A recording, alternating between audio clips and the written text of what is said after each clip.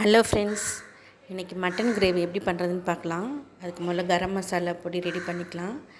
தனியா, மிளகு, ஜீரகம், அப்புறம் நம்ம காஞ்ச மிளகா, ஸ்பைசஸ் எல்லாம் போட்டு அரைச்சி வச்சுருக்கேங்க ட்ரையாக. அப்புறம் கடாயில் எண்ணெய் ஊற்றிட்டு நம்ம ஸ்பைசஸ்லாம் போட்டுட்டு தாளிச்சிட்டு வெங்காயம் வதக்க போகிறோம். வெங்காயம் நல்லா வதங்குறதுக்கு கொஞ்சம் உப்பு ஆட் பண்ணிக்கலாம்.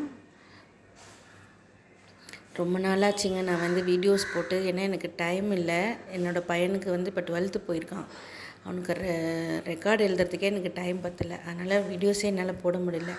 இஞ்சி பூண்டு போட்டிருக்கேன். இஞ்சி பூண்டு பேஸ்ட் போட்டு நல்லா அதுவும் வதங்கினதுக்கப்புறம் நம்ம தக்காளி ஆட் பண்ணிக்கலாம். தக்காளி ஒரு தக்காளி போதுங்க. நான் கிரேவி ரொம்ப செமி கிரேவியை கொஞ்சம் ரொம்ப தண்ணியாக இல்லாமல் குழம்பு மாதிரி வைக்காமல் கிரேவி மாதிரி பண்ணுறேன். அதனால் ஒரே ஒரு தக்காளி போதும். நம்மளுக்கு கொஞ்சம் தயிர் வேறு ஆட் பண்ணுவோம், அதனால் சரியாக இருக்கும். இது சண்டே பண்ண ரெசிப்பிங்க. சண்டே பண்ணது கூட இப்போ இன்றைக்கி ஸ்கூல் இன்றைக்கி தான் ஓப்பன் ஆகிருக்கு. ஸ்கூலுக்கு அனுப்பிட்டு நான் ரெக்கார்ட் போட்டுட்ருக்கேன். டைம் இல்லை. ரெக்கார்டு ஒர்க்லாம் பாவம் நான் நிறைய இருக்கிறதுனால நான் எழுதி கொடுக்க வேண்டியதாகிடுச்சு. அசைன்மெண்ட்டு, ரெக்கார்டு, ப்ராஜெக்ட்டுன்னு எக்கச்சக்க ஒர்க்கு பையனுக்கு. ஸோ நான் ஹெல்ப் பண்ணதுனால தான் எனக்கு என்னோடய வீடியோஸ்லாம் இதில் கான்சன்ட்ரேட்டே பண்ண முடியல. இப்போ மிளகாத்தூள் 3 ஸ்பூன் போட்டிருக்கேன். கரம் மசாலா பொடி இது போட்டு கொஞ்ச நேரம் மூடி வச்சோன்னா அந்த மட்டனில் இருக்க தண்ணியிலே அது கொஞ்சம் எல்லாம் நல்லா மிக்ஸ் ஆகிட்டு கிரேவி எல்லாம் மட்டனுக்குள்ளே இறங்கும்.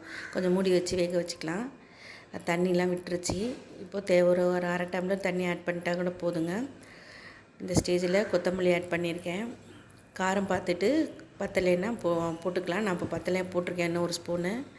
இப்போ க்ளோஸ் பண்ணிவிட்டு நான் இது மட்டனுங்கிறதுனால நான் கொஞ்சம் விசில் 10 விசில் வைப்பேங்க. அப்போ தான் நல்லா வேகும்.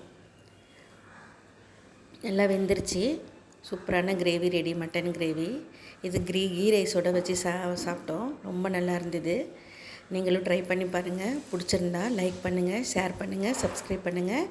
கீ ரைஸும் ரொம்ப நல்லா இருந்துச்சுங்க. டேஸ்ட்டு நல்லா உதிரியாக ரொம்ப நல்லா இருந்தது. காம்பினேஷன் பெஸ்ட்டாக இருந்தது. ட்ரை பண்ணி பாருங்கள். தேங்க்யூ ஃபார் வாட்சிங்.